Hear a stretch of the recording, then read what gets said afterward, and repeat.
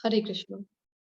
અર્જુને પૃચ્છા કરી, હે ભગવાન, હે પુરુષોત્તમ, બ્રહ્મ શું છે, આત્મા શું છે, સકામ કર્મ શું છે, આ ભૌતિક જગત શું છે અને દેવો શું છે? કૃપા કરી આ બધું મને સમજાવો. તો એટલા બધા પ્રશ્નો અર્જુનજીએ એક સાથે કરી દીધા છે. ભગવાનને બધું પૂછી રહ્યા છે કે બ્રહ્મની વાત કરી હતી ને 7મા અધ્યાયના છેલ્લા જે શ્લોક હતા એમાં બ્રહ્મની વાત કરી હતી ભગવાને. પછી અંતકાલે કે અંતકાલે મૃત્યુ પ્રયાણકાલે ભગવાને શબ્દ વાપર્યું હતું કે પ્રયાણકાલે જો સ્મરણ કરવામાં આવે કૃષ્ણનું તો કેવી ગતિ થાય છે. તો એ શબ્દો બધા અર્જુનજી પકડી લે છે અને એના ઉપરથી પ્રશ્નો પૂછી રહ્યા છે. અધિયજ્ઞ કથમ કોત્રમ દેહેસ્મિન મધુસૂદન પ્રયાણ કાલે ચ કથમ જ્ઞેયોસી નિયતાત્મભી. હે મધુસૂદન, યજ્ઞના સ્વામી કોણ છે અને તેઓ શરીરમાં કેવી રીતે રહે છે? વળી ભક્તિમાં પરોવાયેલા મનુષ્યો અંતકાળે આપને કેવી રીતે જાણી શકે છે? કે અર્જુનજી પૂછી રહ્યા છે કે ભક્તિ જો અમે કરીએ તો પછી શું ગેરંટી છે કે અંતકાલે, તમે કહી રહ્યા છો કે અંતકાલે આપને જાણવાનું, કે એ ઇમ્પોર્ટન્ટ છે કે અંતકાલે, હવે આ અધ્યાયમાં આપણે ડિટેલમાં જોઈશું કે અંતકાલે ભગવાન કેવા ભાવમાં આપણે શરીર ત્યજીએ છીએ અંતકાલમાં, તો કેવું આપણને નેક્સ્ટ બર્થ મળે છે અથવા તો શી ગતિ થાય છે જીવની. તો એવી રીતે અર્જુનજી પૂછે છે કે જો આપણે ભક્તિ કરી હોય તો કેવી રીતે અમે આમ માનીએ કે તમને અમે પ્રાપ્ત કરી શકીએ, જાણી શકીએ? આ બધા પ્રશ્નો અર્જુનજી પૂછી રહ્યા છે. તો 7મા અધ્યાયના જે છેલ્લા બે શ્લોક હતા 7.29 અને 7.30, આ શ્લોકોમાં ભગવાનને જે યુઝ કર્યા હતા વર્ડ્સ બ્રહ્મ, અધ્યાત્મ, અધિદેવ, અધિયજ્ઞ, પ્રયાણ કાલે, આ બધા જે વર્ડ્સ યુઝ કર્યા હતા ભગવાને, તો એના ઉપરથી અર્જુનજી આ બધા પ્રશ્ન કરી રહ્યા છે કે પછી બ્રહ્મ કોને કહેવાય, અધ્યાત્મ શું છે, અધિદેવ કોણ છે, અધિયજ્ઞ કોણ છે, યજ્ઞનો સ્વામી કોણ છે અને ક્યાં રહે છે, એ બધું પ્રયાણ કાલે કેવી રીતે તમને અમે જાણી શકીએ, એ બધું મને જાણવાની ઈચ્છા છે. તો અર્જુનજી 8 પ્રશ્નો પૂછે છે અને ભગવાન એના જવાબો આપે છે. તો બ્રહ્મ, પહેલું જ પ્રશ્ન અર્જુનજીનું છે આ અધ્યાયનું છે કે બ્રહ્મ. તો બ્રહ્મ એટલે કે દિવ્ય, ભગવાન સાથે જે પણ જોડાયેલો છે એ બધું બ્રહ્મ કહેવામાં આવે, દિવ્ય કહેવામાં આવે. પણ અહીંયા આ શ્લોકમાં જે મતલબ છે અર્જુનજીને સમજાવવાનો, તો ભગવાન કહી રહ્યા છે જીવ, અવિનાશી જીવંત અસ્તિત્વ જે છે એ ભગવાન કહી રહ્યા છે બ્રહ્મ, એને કહેવાય છે. પછી અધ્યાત્મ, શરીરનો નિયંત્રક, જીવનો સ્વભાવ છે અધ્યાત્મ. હવે આપણે શું કરીએ જનરલી કે આપણે બધા જે ભૌતિક જગતની જ વાતોમાં આપણે પડ્યા કરીએ છીએ. આપણે જે કંઈ પણ વાતો કરીએ, ધર્મેશ પ્રભુજી કહે છે ભાગવતમના ક્લાસમાં કે આપણે જે કંઈ પણ વાતો કરીએ છીએ ને ભૌતિક જગતથી રિલેટેડ, એને શું કહેવાય? પ્રજલ્પ કહેવાય. તો આપણે દિવસ અને રાત પ્રજલ્પમાં જ પડ્યા હોઈએ છીએ. તો એનાથી શું થાય છે? આપણને માનસિક શાંતિ મળતી નથી. તો આપણને જે આનંદ છે ક્યારે મળે?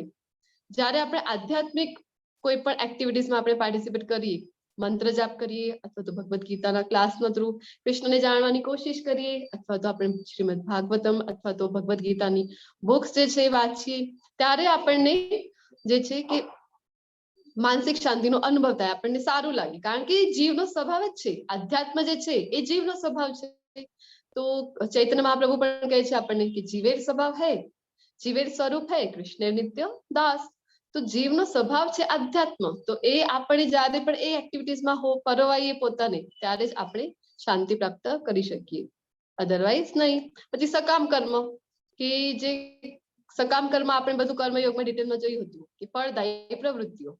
તો ભૌતિક શરીર તરફ દોરી જે જતી ક્રિયા છે એ બધી આવે છે સકામ કર્મમાં. એ ભગવાન આન્સર આપી રહ્યા છે અર્જુનજીને. પછી અધિભૂત કોણ છે? તો ભૌતિક જગત એટલે અધિભૂત એટલે અર્જુનજી પૂછી રહ્યા છે કે ભૌતિક જગત શું છે? તો ભૌતિક પ્રકૃતિ છે. ભગવાન જવાબ આપે છે પ્રકૃતિ, જે 3 ગુણો પ્રકૃતિના છે એના વડે જે ભૌતિક પ્રકૃતિ આપણા બધા જીવોને કંટ્રોલ કરે છે એ છે ભૌતિક જગત. અધિદેવ કોણ છે? પછી સર્વોચ્ચ દેવ કોણ છે? તો વિરાટ રૂપ, જેમાં તમામ દેવોનો સમાવેશ થાય છે. પછી ઇન્દ્ર હોય, શિવજી હોય કે બ્રહ્માજી હોય, બધા જ દેવોનો જેમાં સમાવેશ થાય એવું જે વિરાટ રૂપ છે. 11મો જે અધ્યાય આપણો છે આખો, તો એ વિરાટ રૂપ દર્શન છે ભગવાનનું. તો ત્યાં આપણે હજી ડિટેલમાં જોઈશું. તો એ ભગવાન કહી રહ્યા છે કે અધિદેવ છે. પછી અધિયજ્ઞ કોણ છે? અધિ અહીંયા યુઝ કરવામાં આવેલું છે જેનો અર્થ થાય કે અધિકારી. સરળ ભાષામાં જો આપણે સમજવા જઈએ તો અધિકારી. તો અધિકારી એટલે કે યજ્ઞના સ્વામી કોણ છે? અધિકારી કોણ છે? તો પરમાત્મા છે. પરમાત્મા સ્વરૂપે બધાના હૃદયમાં બિરાજે છે ને. અને 5મા અધ્યાયના 29મા શ્લોકમાં જે મેં કહ્યું હતું કે શાંતિ સૂત્ર છે, એમાં આપણે જોઈએ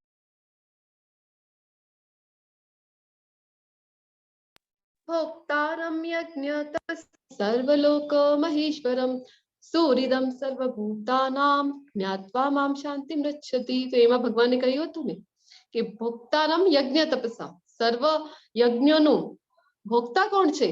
તો ભગવાન કહે છે કે હું પોતે છું. તો અધિયજ્ઞ કોણ છે? એ છે પરમાત્મા.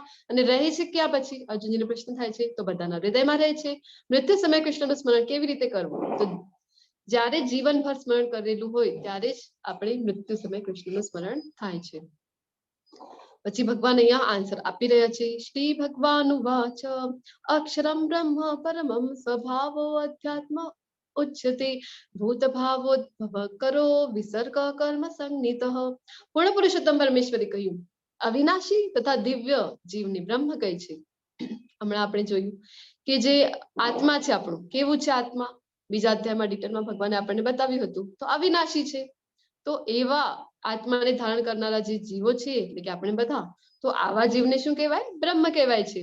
અને તેના સનાતન સ્વભાવને અધ્યાત્મ અથવા તો આત્મા કહે છે.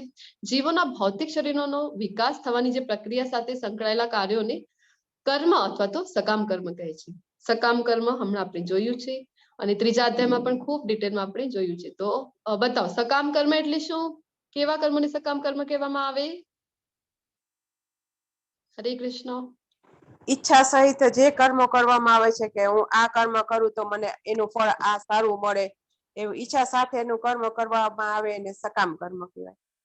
જી માતાજી, ખૂબ સરસ. એટલે કે ફળો સાથે, ફળની ઈચ્છા સાથે જે કર્મ સંકળાયેલા છે એ બધા કર્મો છે સકામ કર્મ.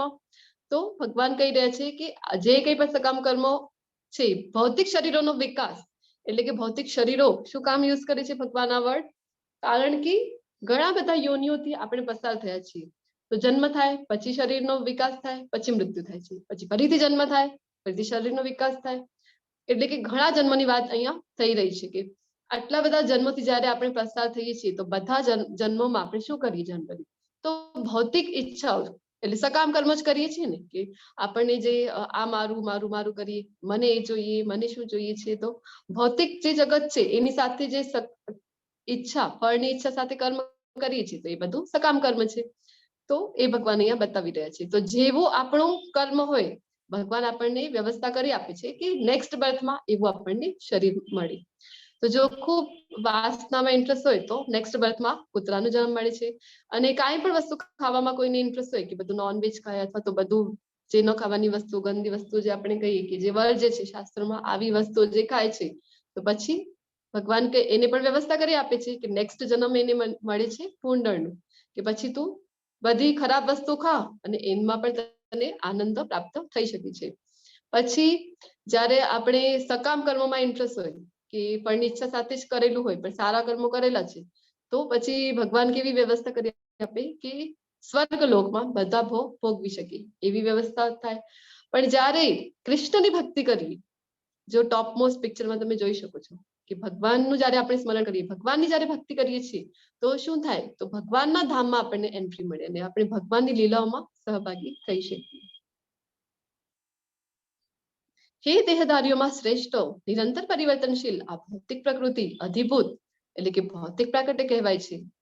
સૂર્ય તથા ચંદ્ર જેવા દેવોનો જેમાં સમાવેશ થાય છે તે ભગવાનનું વિરાટ રૂપ અધિદેવ કહેવાય છે. અને પ્રત્યેક દેહધારીના હૃદયમાં પરમાત્મા રૂપે સ્થિત હું પરમેશ્વર અધિયજ્ઞ એટલે કે યજ્ઞનો સ્વામી કહેવાઉં છું. તો નિરંતર પરિવર્તનશીલ આ જે ભૌતિક પ્રકૃતિ છે કેવી છે? હમણાં આપણે જે કંઈ પણ આપણે આજુબાજુ જોઈ રહ્યા છીએ તો 5 વર્ષમાં જોઈએ આપણે અથવા તો 10 વર્ષ પછી જોઈએ, 15 વર્ષ પછી જોઈએ તો એઝ ઇટ ઇઝ રહેશે કે આપણી સિટી હોય કે આપણી આજુબાજુનું જે કંઈ પણ વાતાવરણ છે એવું ને એવું રહે છે?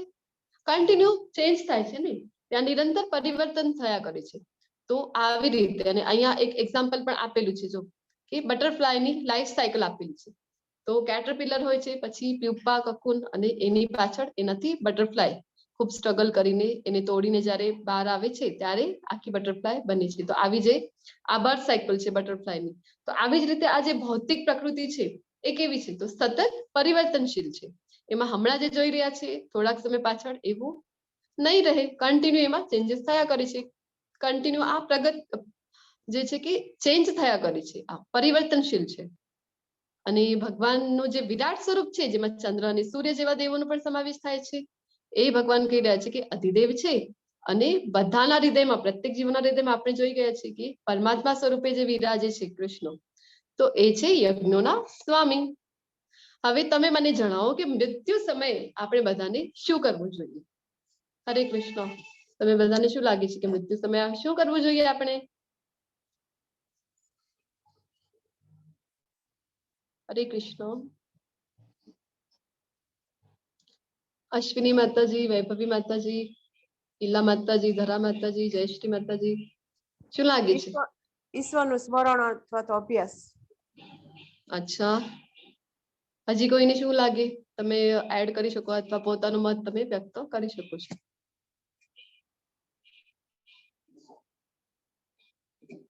હરે કૃષ્ણ. તો ઈશ્વરનું સ્મરણ કરવું જોઈએ, જેવી રીતે માતાજી હમણાં કીધું છે. પણ તમે મને બતાવો કે કેટલા જણને ઈશ્વરનું સ્મરણ થાય છે મૃત્યુના સમયે? થઈ શકે છે? તમે જોયા છે એવા કોઈ વ્યક્તિઓ કે અંત સમયે ઈશ્વરનું સ્મરણ થાય? હરે કૃષ્ણ. કોઈએ જોયા છે? અગાઉના કર્મના આધારે થાય છે. એટલે અભ્યાસ અગાઉના જન્મમાં આપણે અભ્યાસ કરેલો હોય ને કૃષ્ણની ભક્તિનો, તો થઈ શકે. જી માતાજી, ખૂબ સરસ. તો એક્ઝામ, પરીક્ષા જે છે, જ્યારે પણ આપણે પરીક્ષા દઈએ, આપણે બધા ભણી ગયા છીએ, તો સ્કૂલ લાઈફથી, કોલેજ લાઈફથી આપણે બધા પસાર થઈ ચુક્યા છીએ. તો જ્યારે પણ આપણી એક્ઝામ આવે, એન્ડ ઓફ ધ યરમાં આપણી એક્ઝામ આવે છે ને, તો એના માટે પ્રિપરેશન ક્યારથી કરીએ છીએ આપણે?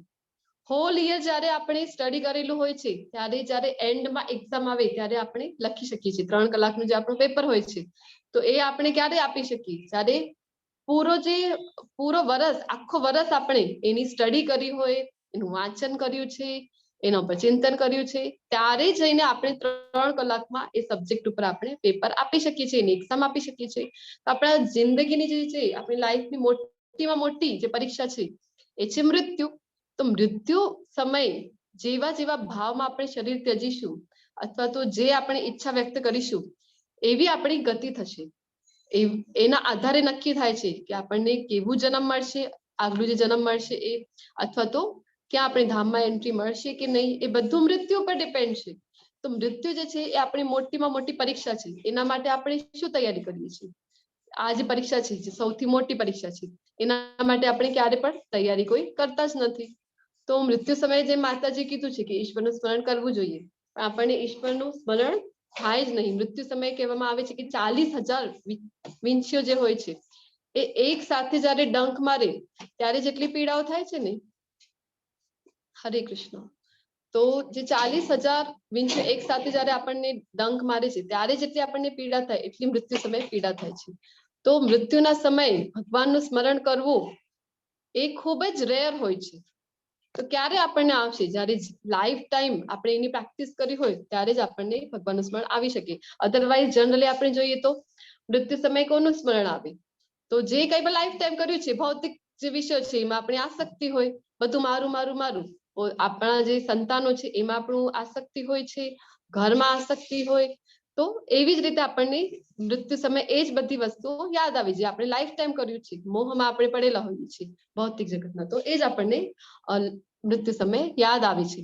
પણ અહીંયા ભગવાન શું કહી રહ્યા છે કે અંતકાલે ચ મામ એવ સ્મરન મુક્ત્વા કલેવરમ ય પ્રયાતિ સ સદ્ભાવમ યાતિ નાસ્યત્ર સંશયઃ. જે મનુષ્ય મૃત્યુ સમયે કેવળ મારું સ્મરણ કરતો શરીર ત્યજે છે, તે તરત જ મારી પ્રકૃતિને પામે છે. આમાં લેશ માત્ર સંદેહ નથી. તો અહીંયા ભગવાન કહી રહ્યા છે કે મૃત્યુ સમયે ભગવાનનું સ્મરણ જે કરે છે, એ ભગવાનની પ્રકૃતિને, ભગવાનના ધામને એ જ પ્રાપ્ત કરી શકે છે. તો આ ગેરંટીથી ભગવાન કહી રહ્યા છે. અહીંયા બાજુના પિક્ચરમાં કઈ ઘટના છે? હરે કૃષ્ણ. ભીષ્મ પિતામહ બાણસૈયા ઉપર છે. જી માતાજી, ખૂબ સરસ. ભીષ્મ પિતામહ જે છે, એમના મૃત્યુ સમયનું આ પિક્ચર છે કે બાણશૈયા ઉપર છે, અને ત્યારે એ જ્યારે એમનું શરીર ત્યજવાનો સમય આવે છે, ત્યારે એમની આજુબાજુ બધા આપણે જોઈ શકીએ છીએ કે ભગવાનનો એમને સાથ મળી રહ્યું છે. ભગવાનની સમક્ષ એમની સામે ભગવાનજી છે, પછી નારદજીને પણ આપણે જોઈ શકીએ છીએ. નારદજી જે છે ને એ ભગવાનના શક્ત્યાવેશ અવતાર છે. જ્યારે શ્રીમદ ભાગવતમનું આપણે અધ્યયન કરીએ છીએ ત્યારે આપણને ખબર પડે તો ભગવાનનું જે શક્ત્યાવેશ અવતાર છે નારદજી. તો એવી રીતે મૃત્યુ થવું એ ખૂબ જ દુર્લભ છે કે સામે ભગવાનનું જે છે કે ભગવાન પોતે ત્યાં હાજર છે અને ભગવાનનું હાથ પોતાના હાથમાં લઈને એમની મૃત્યુ જ્યારે થાય છે. તો અહીંયા જે બાણશૈયા ઉપર ખૂબ દિવસો સુધી ભીષ્મ પિતામહ હોય છે, કારણ કે એ વાટ જોઈ છે કે ઉત્તરાયણમાં એમને શરીર ત્યજવાનું હોય છે. તો આ યોગ મિશ્રિત ભક્તિનું પણ અહીંયા વર્ણન કરવામાં આવે છે આ અધ્યાયમાં. તો એમાં ખબર પડે છે આપણને ડિટેલમાં. આ તમે તમારી પાસે Bhagavad Gita as it is હોય તો તમે જરૂરથી આ અધ્યાય વાંચશો તો ખબર પડશે કે યોગીઓ જે છે એ પોતાનું શરીર પોતાની ઈચ્છાથી ક્યારે ત્યજવું છે એવી રીતે ત્યજી શકે છે. તો યોગીઓ માટે એમને ખબર છે કે ઉત્તરાયણમાં જો આપણે શરીર ત્યજીએ તો એ સારું કહેવામાં આવે. પછી દિવસનો સમય હોવું જોઈએ, શુક્લ પક્ષ હોવું જોઈએ, આવું બધું. અને યોગીઓ જે છે પોતાના યોગના બળે એ એમના હાથમાં હોય છે કે ક્યારે શરીર એમનું ત્યજવું. તો એ પ્રમાણે પોતાનું શરીર ત્યજી શકે છે. તો અહીંયા જે ભીષ્મ પિતામહ છે એ ઉત્તરાયણના સમયે એમને શરીર ત્યજવાનું હોય છે. એટલા માટે બાણશૈયા ઉપર કારણ કે એમને તો ઈચ્છા મૃત્યુનું વરદાન હતું પણ એટલા માટે એ વેઇટ કરે છે. અને કૃષ્ણજીનો એમની સાથ જે છે કે કૃષ્ણજીની સમક્ષ એમની હાજરીમાં એ પોતાનું શરીર ત્યજી શકે છે. કારણ કે 12 મહાજનમાંથી એક આવે છે. જ્યારે ભાગવતમનું અધ્યયન કરીએ તો એમાં આવે છે 12 મહાજન, જેમાં શિવજી છે, બ્રહ્માજી છે, યમરાજ છે, બલિ મહારાજ છે, એમાંથી એક આવે છે ભીષ્મ પિતામહ. તો એટલા મહાન એ ભગવાનના ભક્ત હતા. તો આવી જે મૃત્યુ અવસ્થા છે એ ખૂબ જ દુર્લભ છે કે ભગવાનની સમક્ષ એમની શરીર ત્યજવા મળી રહ્યું છે. હવે યુધિષ્ઠિર મહારાજે યક્ષને શું જવાબ આપ્યો હતો? તો યક્ષાસ ક્વિઝ કરીને હોય છે ને, તો આપણને બધાને ખબર છે કે અજ્ઞાતવાસમાં જ્યારે સમાપ્તિ થાય છે ત્યારે જ્યારે પોતાના ભાઈઓ સાથે અને પત્નીઓ સાથે યુધિષ્ઠિર મહારાજ ત્યાંથી નીકળે છે વનમાંથી, તો તરસ લાગે છે દ્રૌપદીજીને અને પાણી લેવા માટે એક એક ભાઈ જાય છે. ત્યાં યક્ષજી એમને રોકે છે તો પણ એ પાણીનું સેવન કરે છે અને એમની મૃત્યુ થઈ જાય છે. પછી એન્ડમાં યુધિષ્ઠિર મહારાજ ત્યાં જાય છે તો યક્ષા એમને પ્રશ્ન પૂછે છે. યક્ષના પ્રશ્નોના જે સાચા જવાબો આપે છે જેનાથી યક્ષ પ્રસન્ન થઈ જાય છે અને પછી બધા ભાઈઓને જીવિત કરી આપે છે. એ જે ઘટના છે ને, તો આ અધ્યાયથી લગતી એમને એક પ્રશ્ન અહીંયા પૂછ્યું હતું યક્ષજીએ. એ કયું હતું? કોઈને ખ્યાલ છે? હરે કૃષ્ણ.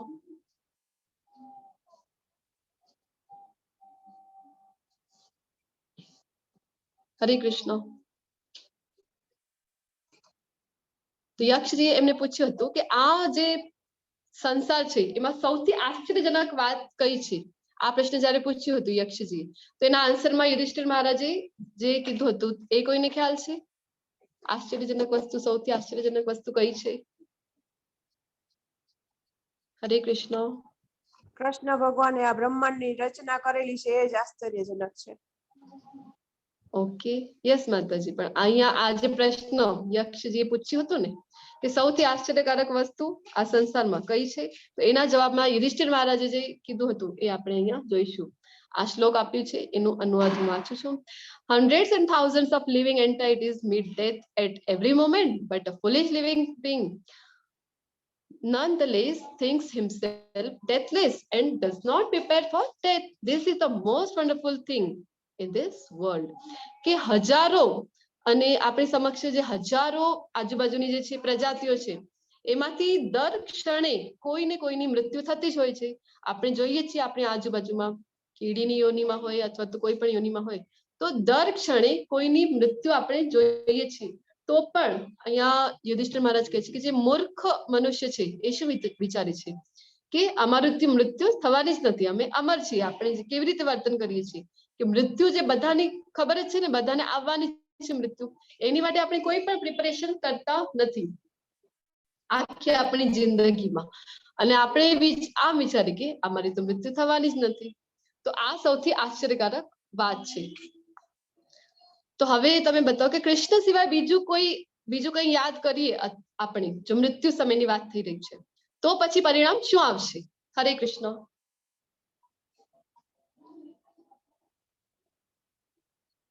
અંત સમય આપણે કૃષ્ણનું જે સ્મરણ કરવાનું છે, ઠીક છે. એના સિવાય જો બીજા કોઈનું આપણે સ્મરણ કર્યું દેવી દેવતાઓનું અથવા બીજા કોઈનું સ્મરણ કર્યું તો શું થશે, એનું પરિણામ શું આવે છે? એટલે પ્રકૃતિના 3 ગુણો કે જેમ કે સત્વ, રજસ ને તમસ, ઈ 3 ગુણો દરેક જીવોમાં રહેલા છે.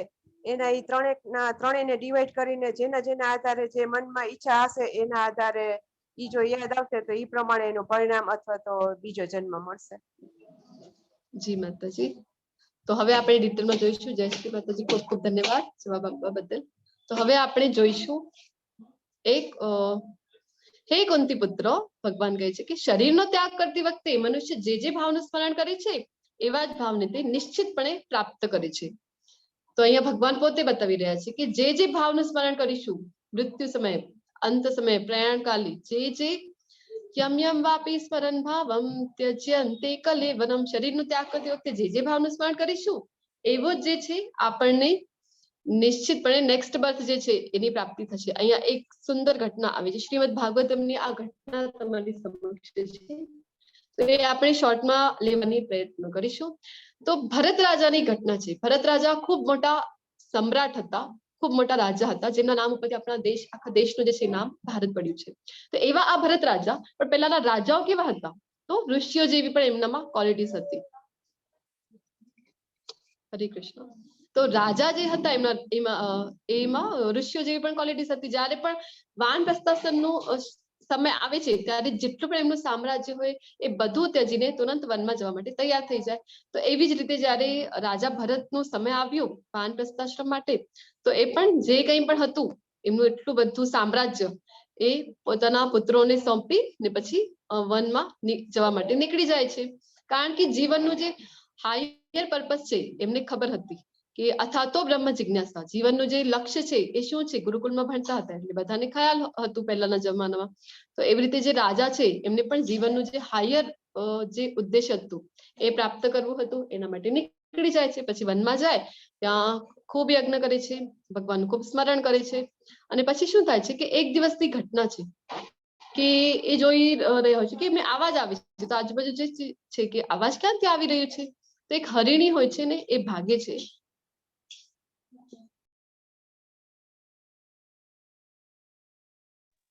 હરે કૃષ્ણ. તો એક હરિણી જે ભાગીને જાય છે કારણ કે એના પાછળ ને એક સિંહ પડ્યું હોય છે એને પકડવા માટે, એને પકડીને ખાવા માટે. તો હરિણી દોડતી જાય છે. એ ગર્ભવતી હોય છે. તો એ દોડતી દોડતી નદીમાં જમ્પ કરી જાય છે, નદી પાસે કૂદકો મારી લે છે. તો સિંહથી બચવા માટે પણ આગળ નદીમાં પડી જાય છે. તો ત્યાં જ એ જે સમય હોય છે એ સમયમાં એનું પ્રસવ થઈ જાય છે. તો એક નાનકડા બચ્ચાને એ જન્મ આપે છે. તો પછી હરિણનું જે બચ્ચું હોય છે એ કિનારા પર આવી જાય છે. પણ આ ઘટનામાં શું થાય છે, હરિણીનું જે હતી એની જે માતા હતી નાના બેબીની, એનું મૃત્યુ થઈ જાય છે. આ બધી ઘટના ભરત રાજા પોતાની આંખોથી જોઈ રહ્યા છે.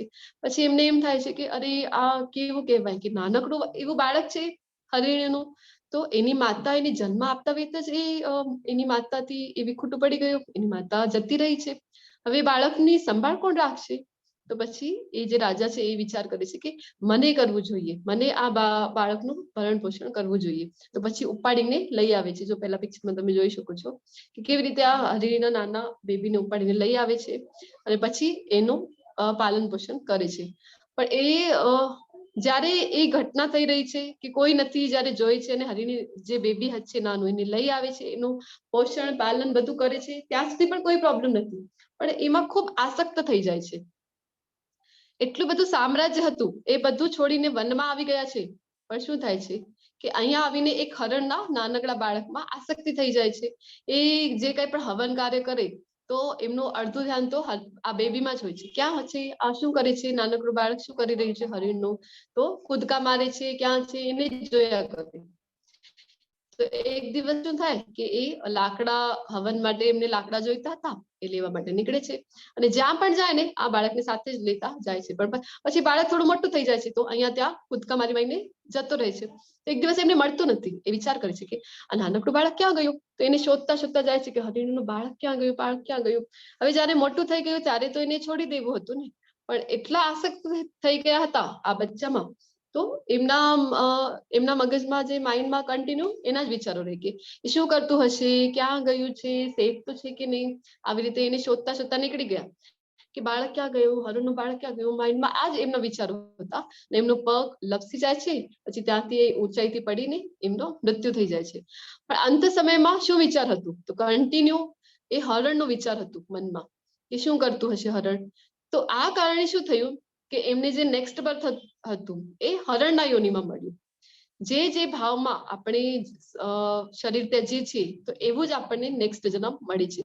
તો હરણના યોનિમાં એમને જન્મ મળે છે. પણ એમના પુણ્ય કર્મો એટલા હતા આગલા જન્મમાં, જેને કારણે એમની સ્મૃતિ રહે છે કે અરે એના પહેલાના જન્મમાં તો હું રાજા હતું, મેં તો બધું ત્યાગ કરીને વનમાં ગયો હતો, હું ત્યાં ખૂબ તપસ્યા કરી હતી, પણ એક હરણના બચ્ચામાં આસક્તિના કારણે મને હરણની યોનિમાં જન્મ લેવું પડ્યું. એમને યાદ આવ્યું. પછી શું કરે કે એક જગ્યાએ જાય છે જ્યાં એમની સાધુ સંતો જોવા મળે છે, ઋષિ મુનિ હોય છે, એ લોકોના સમૂહ સાથે ત્યાં રહે છે. તો એ જે સંતો હોય છે એમનું ઉચ્છિષ્ટ છોડેલું હોય એ ખાય. અને એક દિવસ ત્યાં શું થાય છે કે આગ લાગી જાય છે. પછી એ દરમિયાન એ હરણનું મૃત્યુ થઈ જાય છે. એના પાછળ શું થાય છે, તો ત્રીજો જે જન્મ છે એ બ્રાહ્મણ કુળમાં થાય છે. તો બ્રાહ્મણ કુળમાં જયારે જન્મ થાય છે ત્યારે એમની જે પુણ્ય કાર્યોના લીધે એમને પહેલાના બે જન્મોની સ્મૃતિ હોય છે કે હું ભરત રાજા હતો, પછી હરણની આસક્તિના કારણે હરણની યોનિમાં, અને પછી ત્રીજો જન્મ મને ફરીથી લેવું પડ્યું છે કારણ કે એ જે મેં આસક્તિ કરી અંત સમય મૃત્યુ સમય મેં શું કર્યું, તો હરણને સ્મરણ કર્યું.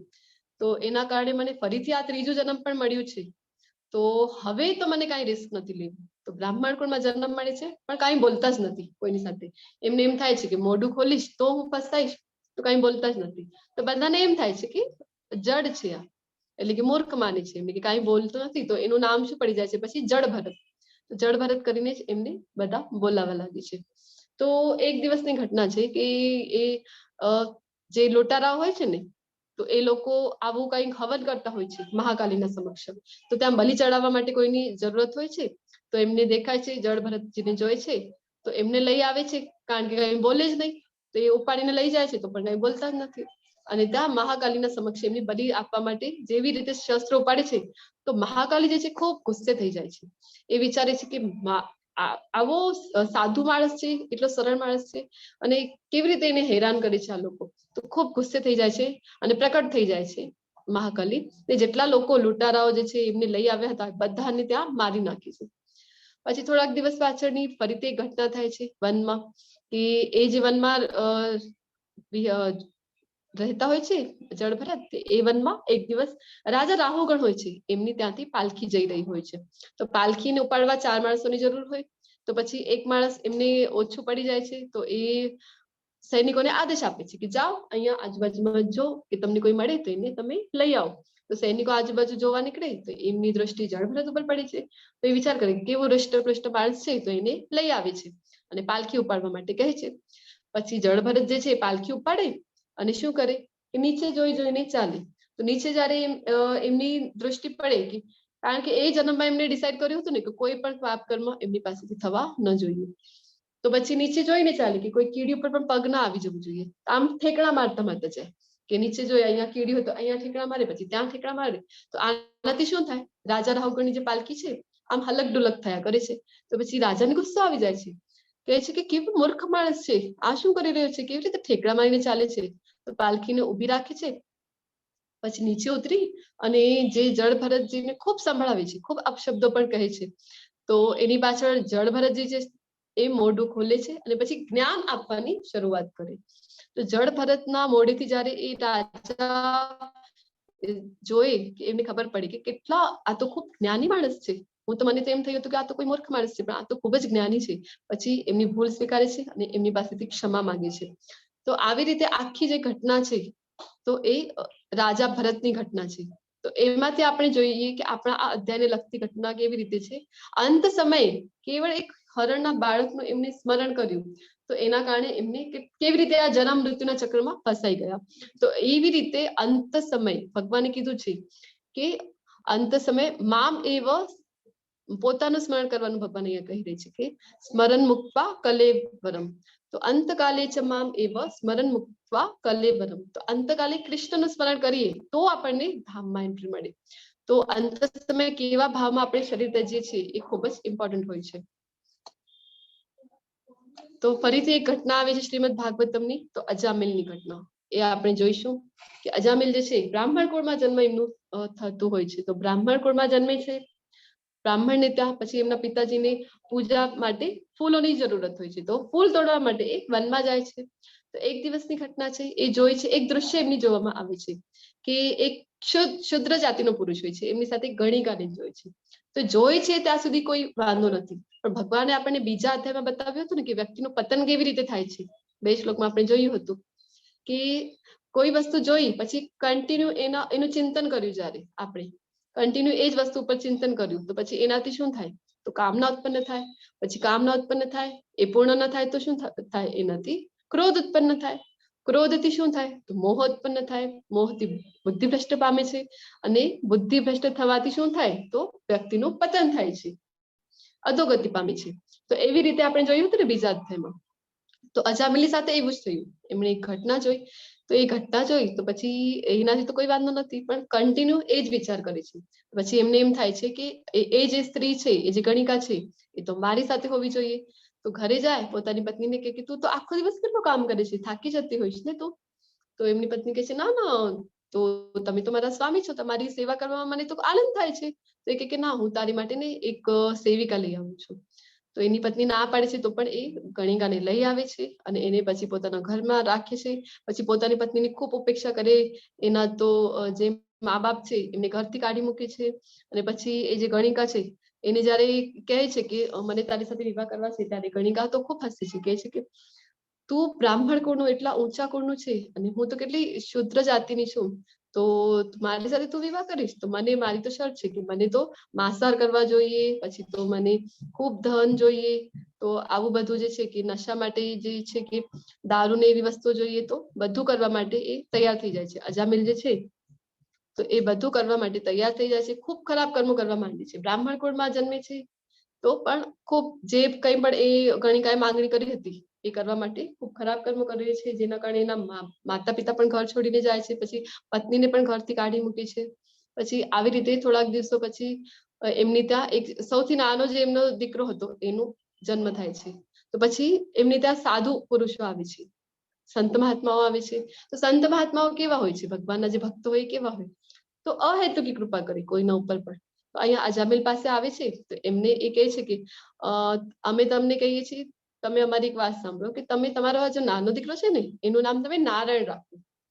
તો એ માની લે છે અજામિલ, અને પોતાના નાના દીકરાનું નામ રાખે છે નારાયણ. અને પછી થોડાક સમય પાછળ 80 વર્ષની ઉપરની ઉંમર જયારે થઈ જાય છે અજામિલની, ત્યારે શું થાય કે ખૂબ ખરાબ કર્મો કર્યા હતા.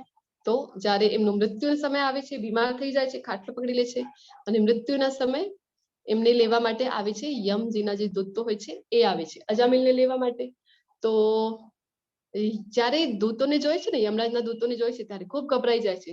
અને એમ જે નાનો પુત્ર હોય છે ને નારાયણ, એનામાં ખૂબ આસક્તિ હોય અજામિલની. તો પછી એને બોલાવે છે. કન્ટિન્યુ એમાં જ ખ્યાલ હોય. જેવી રીતે જળભરતનું જોયું હતું કે હરણના બચ્ચામાં આસક્તિ હતી, એવી રીતે અજામિલને પોતાના નાના દીકરામાં ખૂબ આસક્તિ હતી. અને જનરલી એવું જ થાય છે ને કે અંત સમયમાં પોતાના પુત્રો યાદ આવે, પત્ની યાદ આવે, સગા સંબંધી, ઘર, પ્રોપર્ટી, આ જ બધું યાદ આવે છે. કારણ કે આપણે લાઈફ ટાઈમ એ જ કરી હોય છે. તો એમને નાનો દીકરાને યાદ કરે છે. તો નારાયણ નારાયણ કરીને એને બોલાવે છે. તો પછી ત્યાં વિષ્ણુજીના દૂતો આવે છે. તો એમ કહેવામાં આવે છે કે જે લોકના દૂતો હોય ને, તો એવી જ રીતના એમનું જે છે કે જે ગેટઅપ હોય છે એવી જ રીતના હોય છે એમનું દ્રશ્ય પણ. કે વિષ્ણુના દૂતો હતા તો એ પણ ચતુર્ભુજ સ્વરૂપમાં હોય છે. તો વિષ્ણુના દૂતો આવે અને યમજીના દૂતો હોય છે. બંનેના વચમાં પછી શું થાય કે બંનેના વચમાં ઝઘડો થાય છે, કે યુદ્ધ થાય છે. કારણ કે યમજીના દૂતો કહે છે કે એને અમે લઈ જઈશું, ખૂબ દુષ્કર્મો કર્યા છે, તો એને લેવા માટે અમે આવ્યા છીએ, અમે એને લઈ જઈશું એની આત્માને. પણ વિષ્ણુના દૂતો કહે છે કે ના ના, અંત સમયે નારાયણ કરીને બોલાવ્યું છે, તો પછી અમે એને લઈ જઈશું. પછી બંનેમાં ખૂબ યુદ્ધ થાય છે. પછી જે યમજીના દૂતો છે એ જાય છે અને યમરાજ પાસે જઈને કહે છે કે તમે અમને બતાવ્યું નહીં કે હજી પણ બીજા કોઈ લોકો હોય છે. મૃત્યુ સમય તો અમને એમ થયું કે અમને જઈને આત્માને લઈ આવવાનું છે. તો કે કોણ તમને દેખાયું? તો એ કહે છે કે 4 હાથો વાળા હતા, અને બધું વર્ણન કરે છે કેવા સુંદર હતા, 4 હાથો વાળા હતા. તો પછી યમરાજ જે છે કે છે ઓહો હો, ખૂબ ભાગ્યવાન છો તમે કે તમને વિષ્ણુના દૂતોનું દર્શન થયું છે. એ તો ખૂબ દુર્લભ છે. તો કે શું કામ આવ્યા હતા? તો કે એક તો કહેતા હતા કે અંત સમયે એને નારાયણ કહીને બોલાવ્યું છે, તો પછી અમારું ક્ષેત્ર કહેવાય. તો પછી યમરાજ કહે છે કે હા, તો જયારે અંત સમયે નારાયણ નામનો ઉચ્ચાર કરે, અથવા તો જેના આંગણામાં તુલસી હોય, જેને તિલક કરેલું છે, અથવા કંઠીમાળા પહેરેલી હોય છે તુલસીજીની, તો એ આપણું કાર્યક્ષેત્ર ન કહેવાય, ત્યાં આપણે નહીં જવાનું, એ તો વિષ્ણુના દૂતોનું કાર્યક્ષેત્ર કહેવાય. તો પછી જે છે યમજીના દૂતો ત્યાંથી હટી જાય છે, અને વિષ્ણુના દૂતો છે એ પણ એ આત્માને લઈને નથી જતા, કારણ કે નારાયણ નામ તો લીધું હતું અંત સમયે, પણ એટલી શુદ્ધિ હજી આવી નહોતી. પણ અજામેલ જે છે ને આખું દૃશ્ય એને પોતાની દ્રષ્ટિથી જોયું હતું કે વિષ્ણુજીના દૂતોમાં અને યમજીના દૂતોના વચમાં જે કંઈ પણ સંવાદ થયો એ આખું એને સાંભળ્યું હતું. તો પછી અજામેલને જ્ઞાન થાય છે. પછી જ્યારે શરીરમાં ફરીથી એની આત્મા મૂકી દે છે વિષ્ણુના દૂતો, અને અજામેલ જીવિત થઈ જાય છે, અને પછી હરિદ્વારમાં જાય છે. હરિદ્વારમાં જઈને ખૂબ વર્ષો સુધી તપસ્યા કરે છે. પછી એનામાં શુદ્ધિ જ્યારે આવે છે, ત્યારે વિષ્ણુના દૂતો ફરીથી પુષ્પક વિમાન, એ જે વિમાન હોય છે એ લોકનું, એ વિમાન લઈને આવે છે અને સદેહ અજામિલને ત્યાંથી લઈ જાય છે. તો એવી આખી અજામિલની ઘટના છે શ્રીમદ ભાગવતમાં ખૂબ સુંદર વર્ણન આવે છે. અહીંયા આપણે શોર્ટમાં લેવાનો પ્રયત્ન કર્યું છે. અહીંયા તમે જોઈ શકો છો કે વિમાનમાં કેવી રીતે સદેહ બેસાડીને લઈ જાય છે અજામિલને. તો આ આખી ઘટના છે, એમાંથી આપણને ખબર પડી કે નારાયણ નામ તો લીધું હતું અંત સમયે, પણ હજી શુદ્ધિ આવી નહોતી. તો શું કરવું જોઈએ? આપણે મૃત્યુ સમયે શુદ્ધ ભાવથી જયારે કૃષ્ણને ભજીએ છીએ, ત્યારે આપણને ભગવાનના ધામમાં એન્ટ્રી મળી. તો આ ઘટનાઓથી આપણને ખબર પડે, ભગવાને કીધું છે ને કે અંતકાલે ચ મામ એવ સ્મરણ મુક્ત્વા કલેવરમ, ભગવાનનું સ્મરણ જયારે કરીએ ત્યારે આપણને ભગવાનના ધામમાં, ત્યારે ભગવાનના ધામમાં આપણને એન્ટ્રી મળે છે, અને એ પણ શુદ્ધ ભાવથી. શુદ્ધ ભક્ત જો આપણે હોઈએ તો આપણે જે કરીએ છીએ મંત્ર જાપ, શું કામ કરીએ છીએ કે ધીરે ધીરે મંત્ર જાપમાં એટલી શક્તિ છે. આપણે જોયું હતું ને કે નામ અને નામીમાં ભેદ નથી, અને ભગવાને ચૈતન્ય મહાપ્રભુએ શિક્ષાષ્ટકમાં કીધું છે જેવી રીતે કે તમે તમારી આખી શક્તિ છે, કૃષ્ણ ભગવાને કહે છે, જે કૃષ્ણના અવતાર પોતે જ છે ચૈતન્ય મહાપ્રભુ, એ કહે છે કે તમે તમારી જે પણ પાવર છે, જે કંઈ પણ આખી શક્તિ છે, એ તમે તમારા નામમાં મૂકી દીધી છે. તો આપણે જયારે હરે કૃષ્ણ મહામંત્રનો જપ કરીએ છીએ તો શું થાય છે? આપણી શુદ્ધિ થયા કરે છે. તો આવી રીતે આપણે જયારે લેવલ 2 માં તમે આવશો ત્યારે ખબર પડશે કે નામ જે લઈએ છીએ આપણે, નામ લેવાની પણ 3 અવસ્થા હોય છે. તો ફર્સ્ટ સ્ટેજ જે છે એ હોય છે નામ અપરાધ, અને બીજી છે નામાભાસ, અને ત્રીજી હોય છે શુદ્ધ નામ. તો આપણે બધા જયારે શરૂઆત કરીએ છીએ ત્યારે આપણે બધા અપરાધ સહિત નામ લઈએ છીએ. તો પછી આપણને એમ થાય કે નામ અપરાધ કરીએ છીએ તો શું કરવાનું, એના કરતા તો માળા ન કરીએ. પણ એવું નથી, નામ અપરાધ પણ થાય તો પણ પ્રક્રિયા એ જ છે. તો નામ અપરાધ સાથે પણ જો આપણે નામ લઈએ ને કન્ટિન્યુ, રેગ્યુલરિટી ખૂબ ઇમ્પોર્ટન્ટ છે.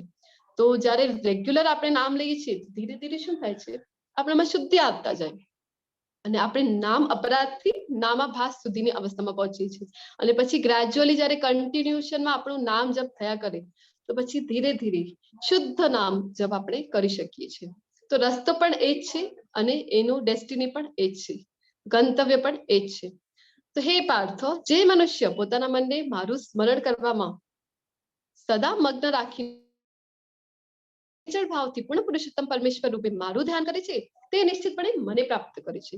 તો અહીંયા ભગવાન કહે છે કે અનન્ય ભાવથી ભગવાનનું જે સ્મરણ કરે છે, પોતાના મનને આપણે ભગવાનમાં લગાવી રાખવાનું છે, અને અવિચળ ભાવથી, અનન્ય ભાવથી ભગવાનને ભજવાનું છે. અહીંયા તમે ડિવોટીઝનો ફોટો જોઈ શકો છો. તો આપણે ભગવાનને ભગવાનના ધામમાં પ્રાપ્ત કરી શકીએ છીએ. તો પછી આપણને પ્રશ્ન થાય કે ભગવાનનું સ્મરણ કેવી રીતે કરવાનું છે, કઈ રીતે કરવાનું? તો મનુષ્ય પરમ પુરુષનું ધ્યાન, સર્વજ્ઞ, પુરાતન, નિયંતા, લઘુતરથી પણ લઘુત્તમ, સર્વના પાલન કરતા, સમસ્ત ભૌતિક કલ્પનાથી પર, અચિંત્ય તથા જેઓ હંમેશા એક વ્યક્તિ છે એ રીતે કરવું જોઈએ. તેઓ સૂર્ય સમાન તેજસ્વી છે, દિવ્ય છે, અને તેઓ આ ભૌતિક પ્રકૃતિથી પર છે. આ ભૌતિક પ્રકૃતિના ગુણો છે એ આપણને ઇફેક્ટ કરી શકે છે, પણ ભગવાને નહીં, કારણ કે ભગવાને કહ્યું છે ને મયા અધ્યક્ષેણ પ્રકૃતિ, પ્રકૃતિના સ્વામી ભગવાન પોતે છે. તો આ ભૌતિક પ્રકૃતિ એમને કઈ ઇફેક્ટ કરી શકતી નથી, એ પ્રકૃતિથી પર છે. તો આપણને ભગવાનને કેવી રીતે પૂજવાનું છે? તો એક વ્યક્તિના રીતે. ભગવાને પોતે કીધું છે, અહીંયા આ શ્લોકમાં જ આપણે જોઈ શકીએ છીએ કે એ એક વ્યક્તિ છે. તો વ્યક્તિના રૂપે આપણને ભગવાનને પૂજવું જોઈએ, કે આપણે જે કંઈ પણ વસ્તુ આપણા ઘરમાં આવે છે એ પહેલા આપણે ભગવાનને બતાવવી જોઈએ. જે કંઈ પણ આપણે બનાવીએ છીએ, જે કંઈ પણ ખાઈએ છીએ, પહેલા આપણે ભગવાનને અર્પણ કરવાનું છે. કારણ કે ત્રીજા અધ્યાયમાં જ ભગવાને કીધું હતું ને યજ્ઞ શિષ્ટસીના સંતો અને 9મા અધ્યાયમાં ભગવાન ફરીથી કહેવાના છે ત્યારે આપણને ખબર પડશે. તો જે કંઈ પણ આપણે કરીએ એમાં આપણને કૃષ્ણને સેન્ટરમાં રાખવું છે. આપણી બધી જે એક્ટિવિટીઝ છે કૃષ્ણને સેન્ટરમાં રાખીને કરવાની છે. મંગળા આરતી આપણને જે આચાર્યોએ બતાવ્યું છે કે કેવી રીતે આપણે ભગવાનને સ્મરણ કેવી રીતે કરવું જોઈએ. આપણે હમણાં જોયું ને પ્રશ્નો, તો કઈ રીતે આપણે ભગવાનને સ્મરણમાં રાખી શકીએ. જો આપણે મંગળા આરતી કરીએ બ્રહ્મ મુહૂર્તમાં જો, તો શું થાય, તો દિવસભર આપણને કૃષ્ણ યાદ રહે છે. અને એના પાછળ જે નામ જપ આપણે કરીએ છીએ, તો નામ જપ કરીએ તો ભગવાનનું આપણને સ્મરણ રહે છે. અને ભગવાનને જે કંઈ પણ ખાઈએ છીએ ભગવાનને પહેલા અર્પણ કરવાનું છે અને પછી પ્રસાદ રૂપે આપણને લેવાનું છે. તો આવી રીતે જે ભક્તિમય સેવાઓ જે આચાર્યોએ આપણને બતાવી છે એ જો આપણે કરીએ તો આપણને ભગવાન યાદ રહે. એવી રીતે આપણે ભગવાનને યાદ કરી શકીએ છીએ. હે પ્રતાપુત્ર અર્જુન, જે મનુષ્ય અનન્ય ભાવે મારી નિરંતર મારું સ્મરણ કરતો રહે છે તેના માટે હું સુલભ છું, કારણ કે તે મારી ભક્તિમય સેવામાં નિરંતર પ્રવૃત્ત રહે છે. તો અનન્ય ચેતા સતતમ યો મામ સ્મરતિ નિત્યશ. ભગવાન અહીંયા કહી રહ્યા છે કે અનન્ય ભાવથી ભગવાનનું જે સ્મરણ કરી રહ્યું છે એને માટે સુલભ છે. તો ભગવાન કોની માટે સુલભ છે એનો આન્સર અહીંયા આપી રહ્યા છે. પછી ભૌતિક વિશ્વ અને આધ્યાત્મિક વિશ્વ વચ્ચે શું તફાવત છે? હરે કૃષ્ણ, તમને શું લાગે છે? શું તફાવત છે? ડિફરન્સ શું છે? ભૌતિક વિશ્વ જે આપણે રહી રહ્યા છે અને આધ્યાત્મિક વિશ્વ જ્યાં ભગવાન કૃષ્ણનું ધામ છે, એમાં કોઈ ડિફરન્સ છે? હરે કૃષ્ણ.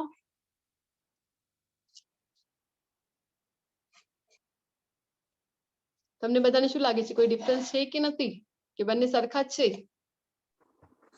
ભૌતિક વિશ્વમાં જે વ્યક્તિ બધી આમાં દુનિયામાં જે પ્રોપર્ટીઝ ને ખાવા પીવાનું અથવા તો સ્ત્રી ને પૈસો ને બધું એ જે પ્રોપર્ટીઝ એ ભૌતિક વિશ્વમાં આવે. અને આધ્યાત્મિક વિશ્વમાં ઈશ્વરની ભક્તિ ને સ્મરણ ને અર્ચના ને પાઠ પૂજા ને એ બધી આવે. જી જય શ્રી માતાજી, ખૂબ ખૂબ ધન્યવાદ. તો હવે આપણે જોઈશું કે શું તફાવત, ભગવાન શું કહી રહ્યા છે. તો આગળના શ્લોકમાં ભગવાન બતાવશે આપણને કે મામ્યુપેત્ય પુનર્જન્મ દુઃખાલયમ અશાશ્વતમ નાપ્નુવંતિ મહાત્માનો સંસિદ્ધિ પરમામ ગતઃ. તો ભગવાન અહીંયા કહી રહ્યા છે કે આ જે ભૌતિક જગત છે કેવું છે, દુઃખાલયમ છે અને અશાશ્વતમ છે.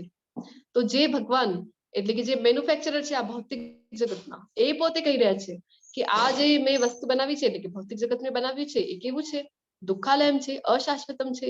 પણ આપણે જે આ યુઝ કરી રહ્યા છીએ, આપણે જે યુઝર છીએ અને ભગવાન મેન્યુફેક્ચરર છે, તો મેન્યુફેક્ચર જે છે કે મેન્યુફેક્ચરર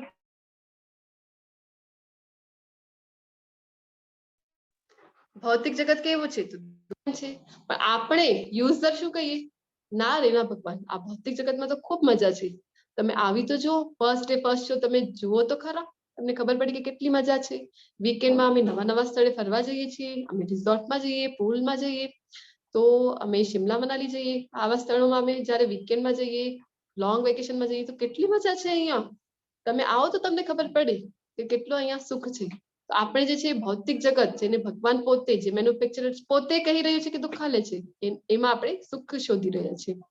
તો મને પ્રાપ્ત કર્યા પછી મહાત્માજનો કે જેઓ ભક્તિ યોગી છે, તેઓ દુઃખમય એવા આ ક્ષણભંગુર જગતમાં કદાપી પાછા આવતા નથી, કારણ કે તેમણે પરમ સિદ્ધિ પ્રાપ્ત કરી છે. તો ભગવાન કહી રહ્યા છે કે જે ભગવાનને પ્રાપ્ત કરી લે, ભગવાનના ધામને પ્રાપ્ત કરી લે, એ ફરીથી અહીંયા આ ભૌતિક જગતમાં પાછા નથી આવતા. શું કામ આવે? કારણ કે ખબર છે એટલા બધા યોનિઓ પાછળ જયારે મનુષ્ય જન્મ જે દુર્લભ છે એ મળ્યું છે, તો હવે ફરીથી એવું એ કામ જ ન કરે ને કે ફરીથી એને ભૌતિક જગતમાં આવવું પડે. હે અર્જુન, આ ભૌતિક જગતમાં સર્વોચ્ચ લોકથી માંડીને નિમ્નતમ સુધીના બધા જ દુઃખોના સ્થાન છે કે જ્યાં વારંવાર જન્મ તથા મરણ થયા કરે છે. પરંતુ હે કુંતી પુત્રો, જે મનુષ્ય મારા ધામને પામે છે તે કદાપી પુનર્જન્મ પામતો નથી. તો આ ભૌતિક જગત આપણે ગોલોક ચાર્ટમાં જોયું હતું કે ભૌતિક જગત એક ભૌતિક વિશ્વ એટલે એક બ્રહ્માંડ એક ભૌતિક જગત છે. તો એનો સર્વોચ્ચ લોક 14 લોક જોયા હતા ને, તો સર્વોચ્ચ લોક કયું હતું ભૌતિક જગતનું? હરે કૃષ્ણ. સૌથી ઊંચો લોક કયું છે ભૌતિક જગતનો?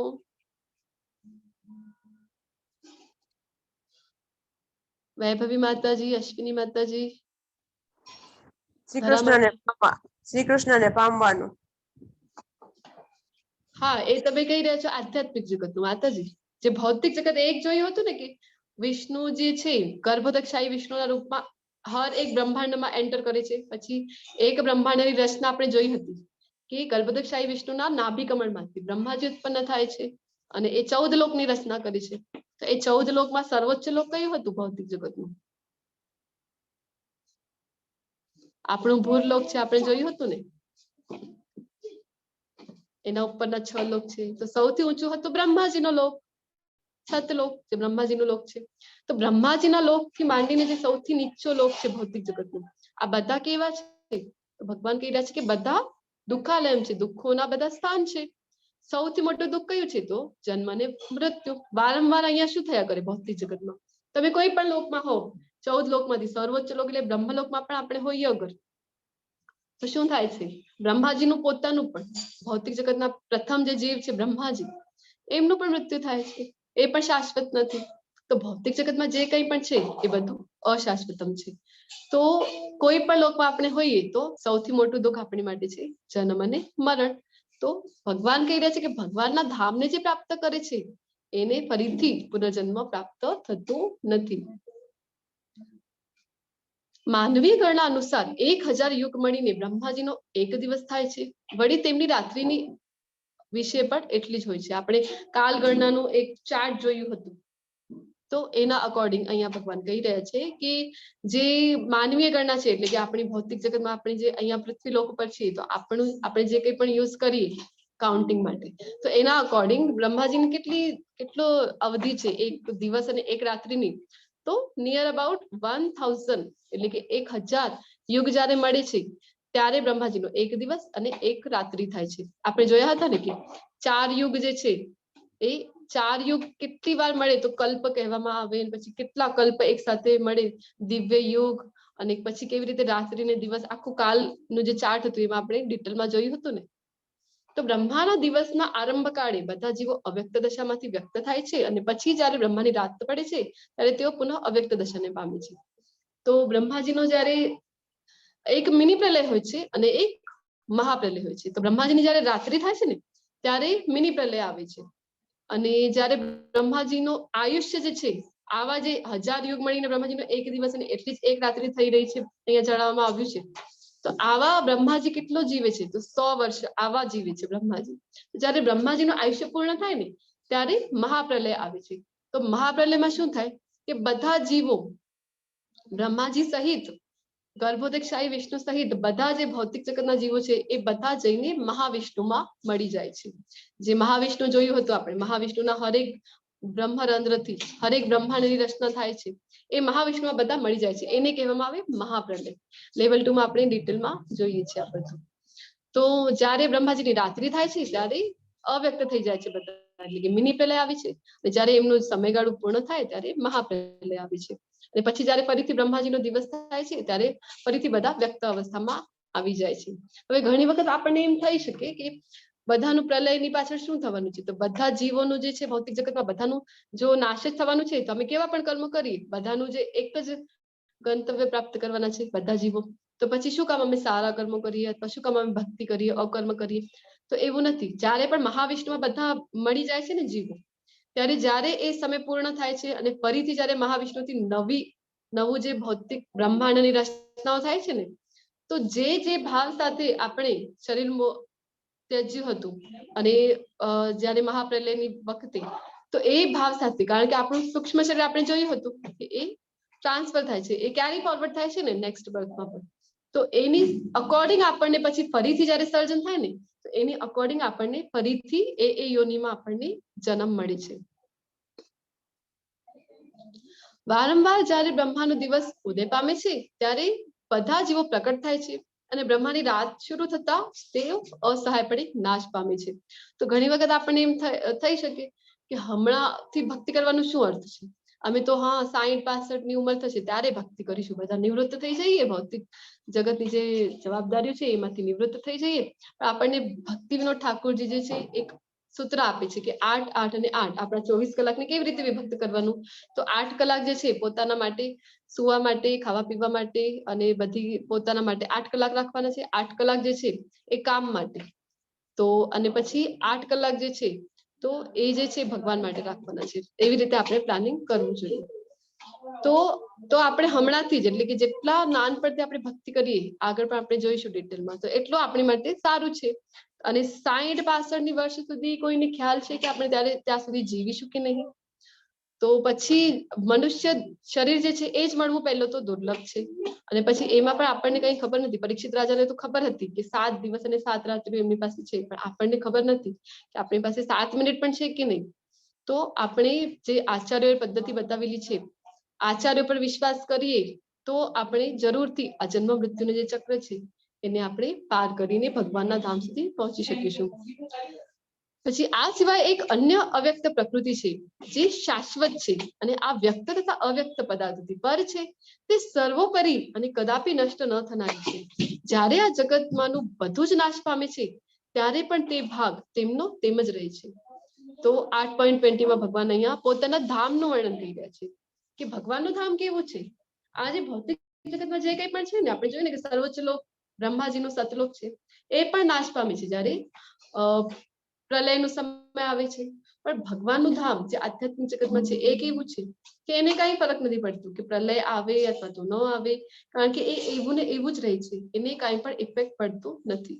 તો જે આપણે ભગવાને કીધું હતું 8.14 માં કે આ કેવું છે ભૌતિક જગત, તો દુઃખાલયમ છે, અશાશ્વતમ છે. અને જે આધ્યાત્મિક જગત છે એ કેવું છે, એ સુખાલયમ છે અને શાશ્વત છે. એ ક્યારે પણ પ્રલયથી એને કોઈ પણ ઇફેક્ટ પડતું નથી. જે ભગવાનનું ઓરિજિનલ ધામ એટલે કે ગોલોક વૃંદાવન ધામ છે, જેને વેદાંતી અપ્રકટ તથા અવિનાશી કહે છે, જે પરમ ગતિ કહેવાય છે, અને જેને પ્રાપ્ત કર્યા પછી કોઈને ત્યાંથી પાછા આવવું પડતું નથી. તે મારું પરમ ધામ છે. તદ્ધામ પરમમ મમ, ભગવાન અહીંયા કહી રહ્યા છે. તો કેવું છે એ ધામ કે જ્યાં જો એન્ટ્રી મળી જાય તો ત્યાંથી પછી કોઈને પાછું આવવું પડતું નથી. એવું ભગવાનનું સુંદર ધામ છે.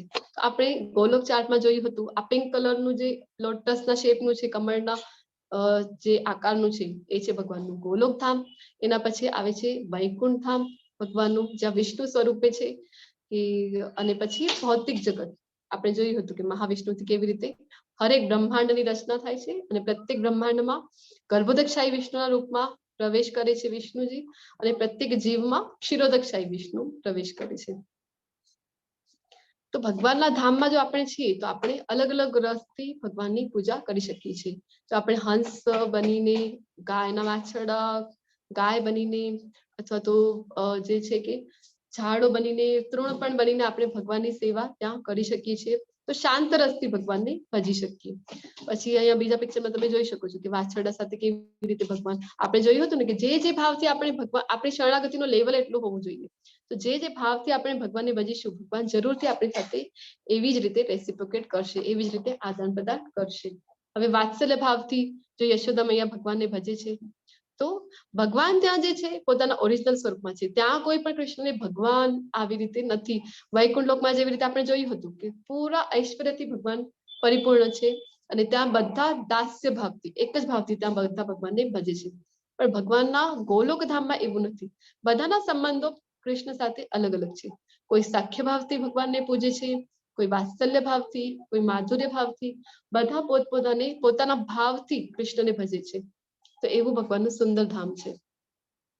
તો રાજા કુલશેખરજી જે છે એમણે ખૂબ સુંદર પ્રાર્થનાઓ લખી છે, જે મુકુંદમાલા સ્તોત્ર તરીકે પ્રસિદ્ધ છે. તો એમાં રાજા કુલશેખરજી શું પ્રાર્થના કરી રહ્યા છે? હે ભગવાન કૃષ્ણ, મારા મનરૂપી રાજહંસને આપના ચરણો રૂપી કમળની દાંડીઓની જાળમાં અત્યારે જ પ્રવેશવા દો.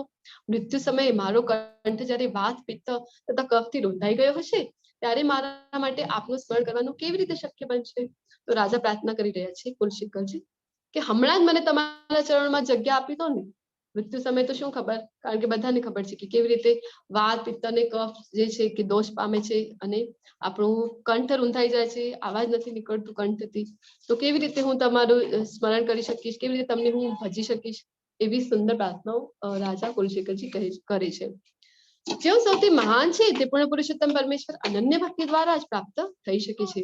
તેઓ પોતાના ધામમાં વિદ્યમાન રહે છે, તેમ છતાં તેઓ સર્વત્ર વ્યાપેલા છે, અને તેમની અંદર બધું જ સ્થિત છે. તો હવે તમે કહો કે તમને ખાતરી છે આ જે વિશ્વ છે આપણે જોયું હમણાં જ કે દુઃખાલયમ છે કે સુખાલયમ છે? આ ભૌતિક જગત શું છે? હરે કૃષ્ણ.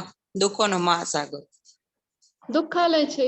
અહીંયા જે કઈ મળશે, કારણ કે ભગવાને પોતે જ કીધું છે ને, આ જ અધ્યાયમાં આપણે જોયું 8.15 માં કે ભગવાને પોતે જ કીધું છે કે આ જે જગત છે ભૌતિક જગત કેવું છે તો દુઃખાલયમ છે, અશાશ્વતમ છે. જે મનુષ્ય ભક્તિમય સેવાના માર્ગનો સ્વીકાર કરે છે તે વેદાધ્યન દ્વારા, વેદાધ્યન, તપ, યજ્ઞ, દાન કરવાથી અથવા તાત્વિક કે સકામ કર્મ કરવાથી પ્રાપ્ત થનારા ફળોથી વંચિત રહેતો નથી. તે કેવળ ભક્તિ કરવાથી જ આ સર્વ ફળો પામે છે અને અંતે સર્વોપરી સનાતન ધામને પામે છે.